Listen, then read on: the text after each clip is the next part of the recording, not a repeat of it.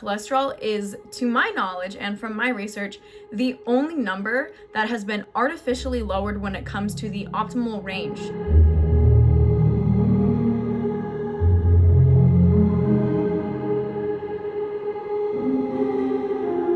Hey guys, Alexa here, helping you to make sense of spirituality and health related shit. So today's topic is going to be more health related. We're going to be going over cholesterol, statins, hormones, and a few other things and how all of those kind of come together. I have been exposed to Eastern and Western medicine in a couple of different ways, and so I'm just going to share my take on it and some of the, what's the right word here?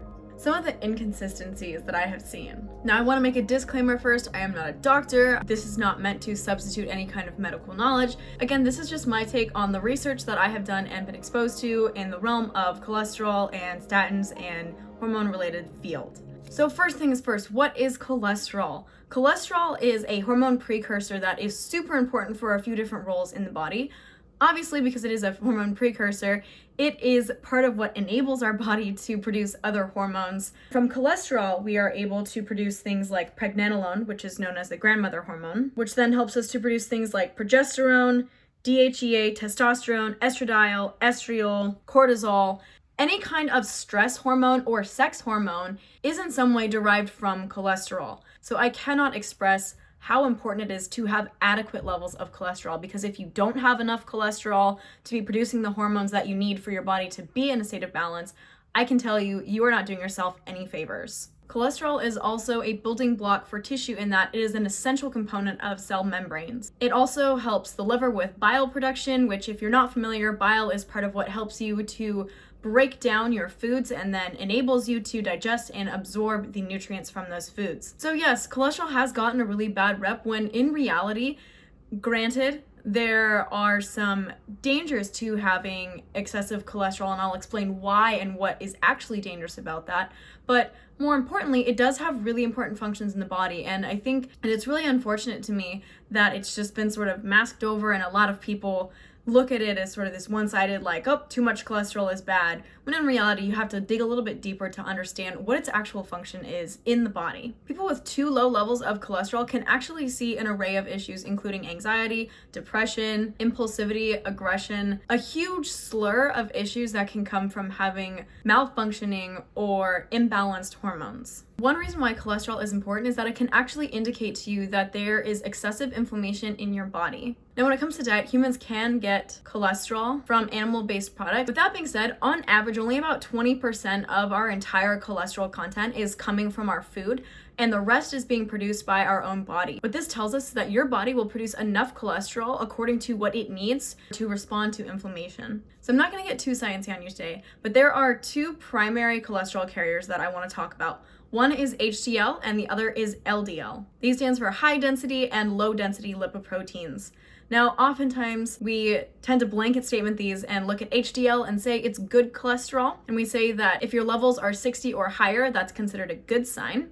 And then we have LDL, which a lot of people label as bad cholesterol. Less than 100 is considered to be a healthy or an optimal level for LDL, and you're considered to be high if your levels are over 160. These lipoproteins are lipids that circulate throughout the blood and move cholesterol around so that it can get to the locations it needs to get to do its magical work. So one interesting takeaway that I would like to point out is that cholesterol is, to my knowledge and from my research, the only number that has been artificially lowered when it comes to the optimal range. So what this means is that, for example, a study was done and let's say the results showed that cholesterol wasn't really dangerous to humans until it was 200 or higher. But then certain organizations, and I will not name them, went in and said, this seems too high, let's arbitrarily lower it so that the optimal range stops at 160. Rather, at 160, you're being placed into the high category. There are also certain circumstances when you might find that your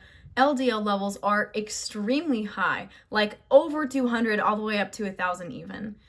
This is a time when it's actually really important to make sure that you're getting your thyroid checked, because thyroid hormones and the LDL receptor sites compete in the body. So if your body is not processing LDL properly, then it's possible that there is a condition, an underlying condition that has something to do with your thyroid.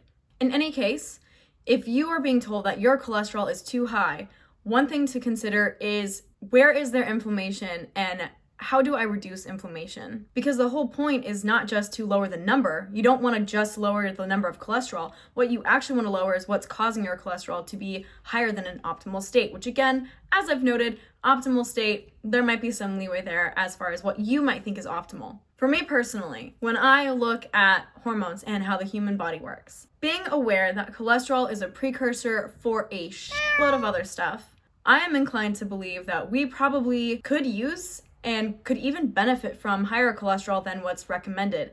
Now, I'm not going to go out there and say, everyone should do this, this is what you should do. All I'm saying is that I see a value in cholesterol, and if you don't have enough for your body to produce the hormones that it needs, etc., then you might be seeing some issues. So what is the cholesterol myth, and why are people afraid of cholesterol to begin with? To be fair, oxidized cholesterol in the body is unhealthy. So when someone says to you that LDL or low density lipoprotein is a bad cholesterol, we need to consider that LDL helps to make neurotransmitters, sex hormones, it helps with immune function along with a whole other conglomeration of stuff. But LDL can oxidize, and that is why it has been labeled the bad cholesterol, because it does have the capacity to become oxidized. How does cholesterol oxidize?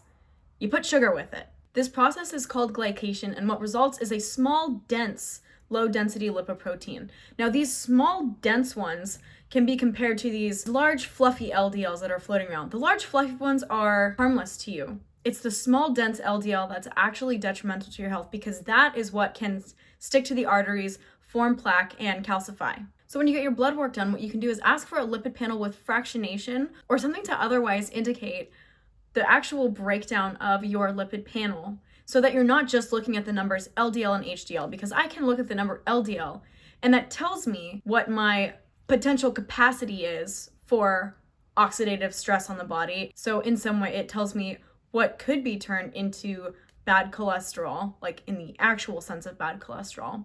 Or I could get a panel that actually breaks down everything for me, and then I can hone in on the small, dense little guys that are actually dangerous to us. So when cholesterol levels are quote unquote too high, a lot of doctors will turn their patients to what are called statins. Statins are designed to lower your cholesterol. They block what's called HMG-CoA reductase, or HMGR, which is something that the liver uses to make its own cholesterol. So these drugs are designed to essentially stop your liver from being able to produce cholesterol. Patients typically opt to go on to statins because of the associated risk of heart disease that comes with having high cholesterol. Now, there's actually a lot of meta-studies out there that show statins to be an unsuccessful model for reducing heart disease. In fact, there's a few studies that actually show that statins can cause calcification, and that having cholesterol levels that are too low can also cause things like cancer, dementia, heart failure, and diabetes. So are the risks worth it? That's up for you to decide. I think in reality, if we're looking out for our health, our job is to make sure that we're listening to what our body's saying. Cholesterol, if it's way too high, can be telling you that there's inflammation. It can be telling you that you have thyroid dysfunction. It can be telling you that you're not eating the right foods or leading the right lifestyle to promote your best life. It could be an indicator that maybe you have too much sugar in your diet. And even if your cholesterol is quote unquote too high, that doesn't necessarily have to be a bad thing. You just have to make sure that you understand what parts are actually dangerous about having high cholesterol, which would be having oxidated LDL, versus what's actually harmless, like having good HDL and having non-oxidized LDL running through your system. Of course, statins can be extremely helpful, especially in life-threatening situations, and I mean in no way to take away from that. My encouragement to you is, if you are taking a statin, being encouraged to take a statin, or know a loved one who's on one, just make sure that you're doing your due diligence and really understanding how it actually works in the body, what it's doing, what the benefits are, what the potential risks are, and what additional methods are actually going to help you to optimize your health in the best, most healing way possible. Thank you so much for taking the time to learn with me. Please make sure that you like, comment, and subscribe. I post new videos every single week. Make sure you check me out on Instagram and Facebook at Alexa B Health Architect as well. You guys have a fantastic day, and I will see you in the next one.